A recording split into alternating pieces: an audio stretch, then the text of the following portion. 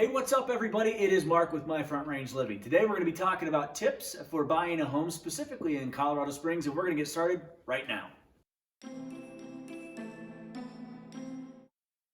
Hey, what's up everybody? It is Mark with My Front Range Living, powered by RE/MAX Integrity. I am a full-time real estate agent here in Colorado Springs. And here's the deal.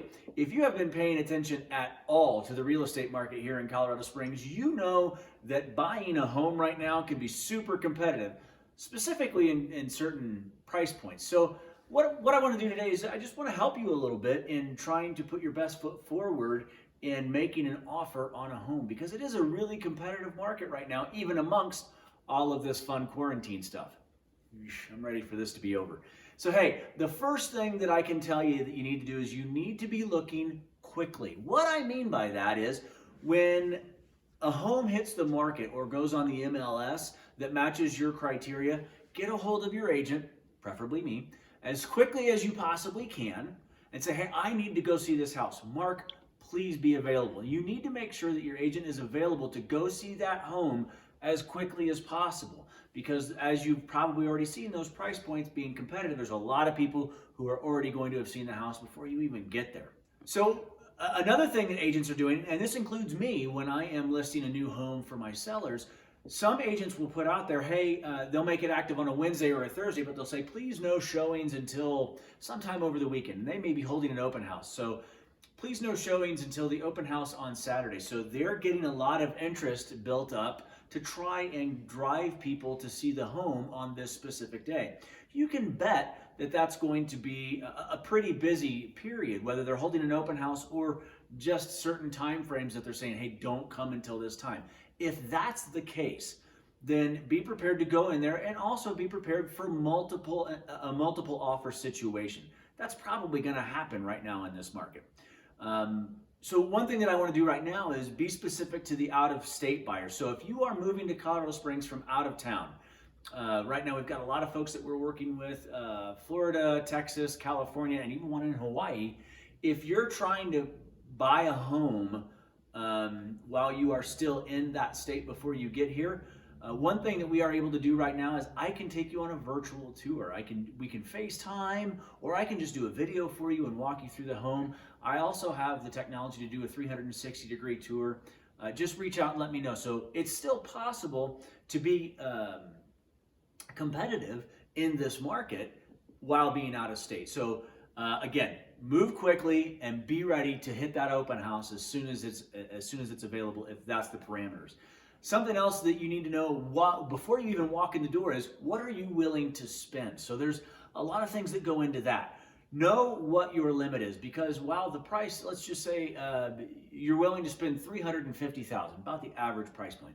You're willing to spend $350,000. Well, the home is priced at $350,000.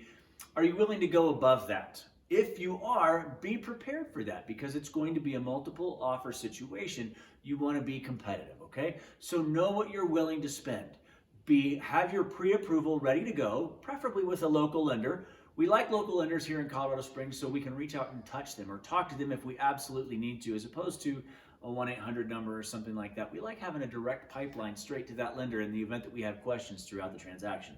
So have your pre-approval letter ready and know what you're willing to spend, okay?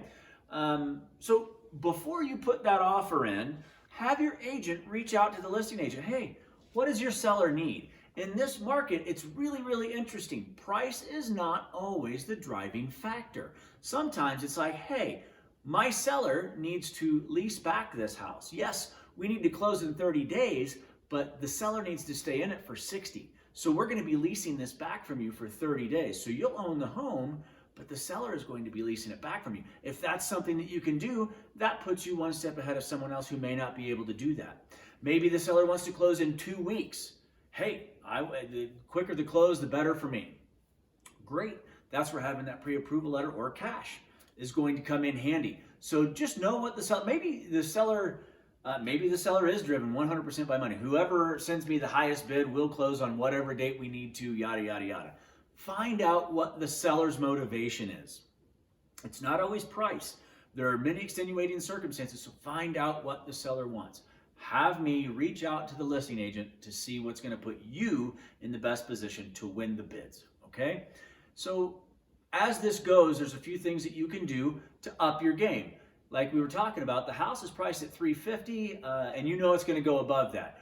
There's things called an escalation clause. What an escalation clause is, hey, you, the buyer, will give the seller X amount of dollars, say $2,000 above the highest competing bid. So what you'll do is, hey, I will give you $2,000 more than the highest bid up to a certain point. So again, going back to, you know what you're willing to spend. You're willing to spend $360. So we'll put an escalation clause in there that says, our offer is $350. However, we will give you $2,000 more than the best competing offer you have, up to $360. So what that does is, let's say that the highest competing offer is $355. You don't have to spend $360. You're only spending $357. Okay, so it's just $2,000 higher than the highest bid that they have. Now, lest you think that the listing agent and the seller can just arbitrarily make up numbers, what we ask for is, hey, please provide us with written confirmation. We need to see the contract that took it to $355 or $358 or whatever it is.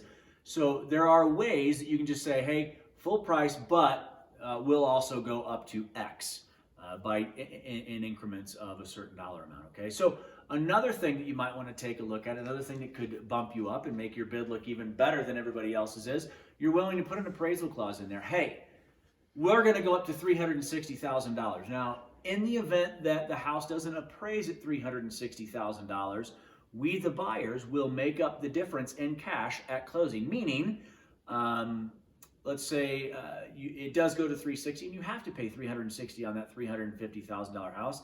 Lo and behold, appraisal comes back and it is only $350,000. Hey, we'll bring that $10,000 in cash as a down payment for that. We'll make that up. Don't worry about it.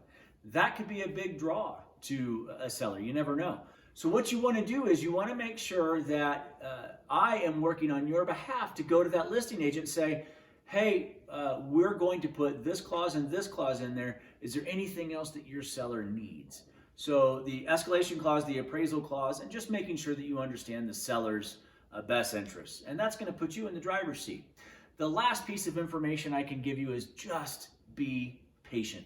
In this market, while it does move very, very quickly, for those of you who have submitted an offer before, it is a painfully long process waiting. An hour seems like a day. I get it. I've been there.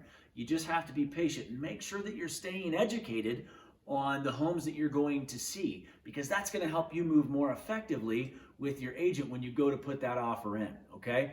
So you're thinking, hey, I've been in this neighborhood a couple of times and these houses are absolutely worth this. This house is going to go for this. So just make sure that you're staying educated, okay?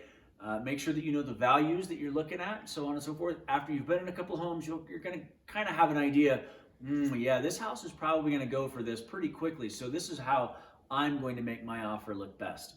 So hey, we have something for those of you who have stuck around this whole time, and that is a relocation guide. If you're thinking about moving from out of state here to the Springs, if you go down below, you will see our free relocation guide. You can download that, and that'll give you some more information about your move here. You can also find us on Facebook and Instagram. You'll see those social links below. Hit us up at My Front Range Living. We would appreciate it. As always, a thumbs up on the video, comments below are always welcome. And most importantly, if you could subscribe to the channel, we put out information every single week. So as always, thanks for stopping by. We hope you found value in the content. I am Mark with My Front Range Living. We'll see you soon.